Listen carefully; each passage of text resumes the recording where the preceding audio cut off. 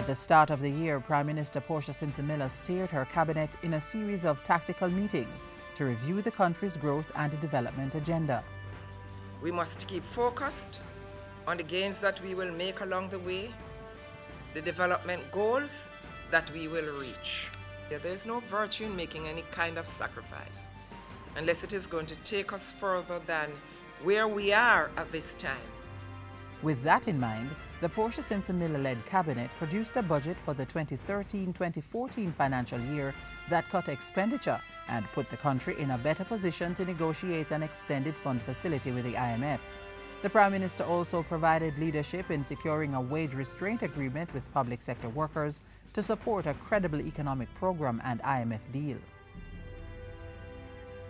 To further strengthen the base for fiscal prosperity, in July, Mrs. Simpson Miller signed a 3-year social partnership agreement with trade unions, the private sector and civil society.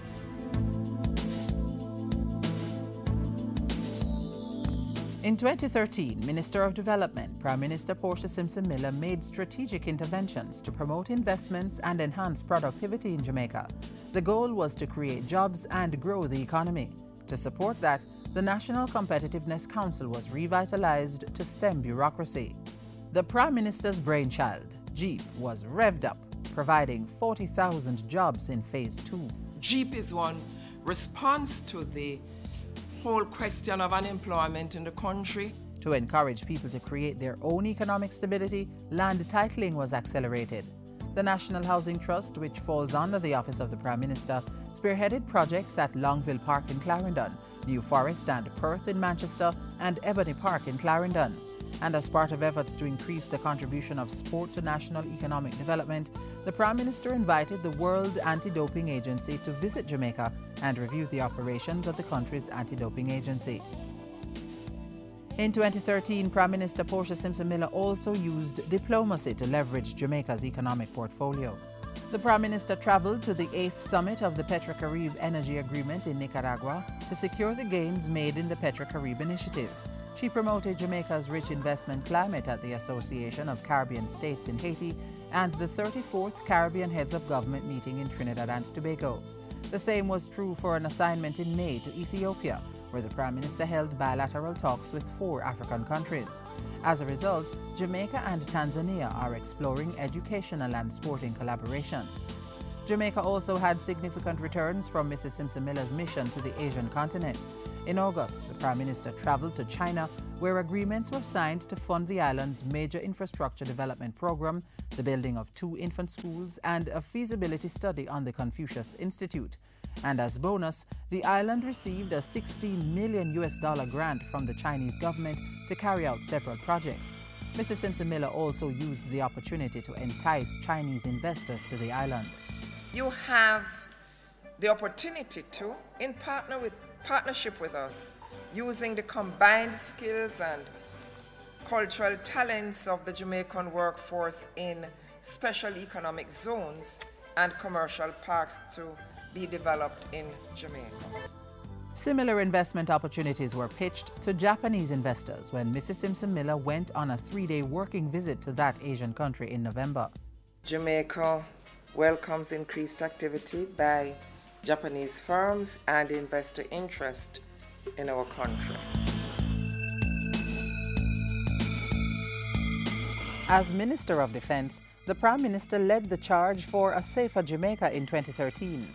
The Lathbury Barracks Development Project was commissioned at Up Park Camp to provide increased housing and operations. The 4-year, $1.7 billion project involves building several multi-story accommodations to house more than 1,400 soldiers, offices, stores, and multi-purpose rooms. The JDF's response capacity was further improved with the signing of a 5-year recapitalization project. Obsolete and unserviceable vehicles will be replaced with 12 armored personnel carriers used in internal security deployments as well as pre- and post-disaster response. And as chair of the National Road Safety Council, the Prime Minister sought international support for making the local traffic environment safer. The most effective way to reduce the appalling health burden of road traffic injuries is to integrate road safety securely within wider goals. we join this call for road safety to be an integral part of the post-2015 Sustainable Development Goal Framework and remain guided and inspired by the main decade goal of reducing the projected level of road fatalities by 50% by 2020.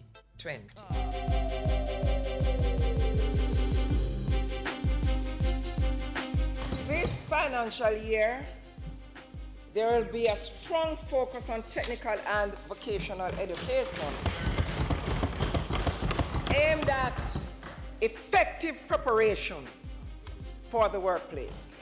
So, the Prime Minister announced that 2 workforce colleges were to be formed by the Heart Trust NTA, complementing the 2 established in 2012. Meanwhile, through her foundation, 80 young people were awarded scholarships to pursue tertiary education. An additional 60 were given access to vocational training and internship during a project launched in May. A unique combination of projects will be developed to provide social and economic protection and security for you and your families. Prime Minister Simpson Miller fortified that promise by announcing a 15% increase to PATH beneficiaries and expanded targeted interventions under the Ready and the Steps to Work programs. She also negotiated funding support from the European Union for the Agriculture Ministry's Sugar Barracks Relocation Program. The barracks relocation project was therefore conceived to build decent houses and decent communities for the current and future generations of occupants. But the focus on adequate housing solutions was most driven by the work of the National Housing Trust. The Trust delivered 563 units in 2013. 132 were provided under the First Steps Housing Program and 48 under the Inner City Housing Project. 63 serviced lots were also provided in St. Mary and 40 in Westmoreland. NHT contributors also benefited from the announcement of an increased loan limit. That moved from $1.5 to $2.5 million for purchasing serviced lots. Similar benefits were given to public sector workers. Starting September 1 this year, Mr. Speaker, public sector workers will be given a 15% discount on peril insurance premiums. They will also continue to benefit from a 15% discount below NHT standard insurance rates for the period through to March 31, 2017. In line with government's plan to mainstream gender in development, the Bureau of Women's Affairs, the BWA, engaged the JIS on a public education campaign. The BWA also developed a manual to tackle gender-based violence and supported the launch of the report on violence against women in Latin America and the Caribbean. Prime Minister Portia Simpson Miller made strategic strides towards economic growth and development with social protection in 2013, and a commitment was made to greater improvements in 2014. To move from our current level of productivity in 2013 to an improved level in 2030, every Jamaican has a critical role to play. It will be our united effort that will yield economic rewards that will benefit not only the country, but each individual.